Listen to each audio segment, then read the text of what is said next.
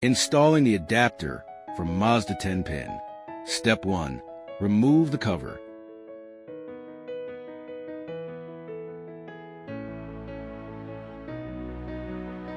Locate the vehicle's original 10-pin plug, then unplug it.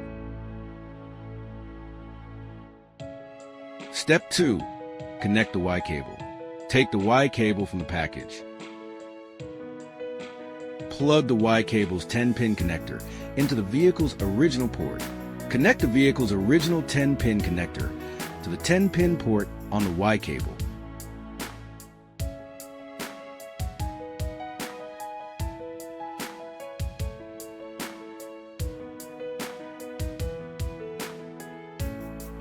Step 3. Reinstall the cover.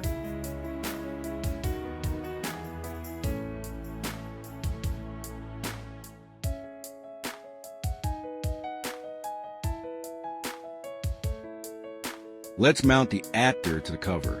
Finally, your adapter can connect your dash cam for use.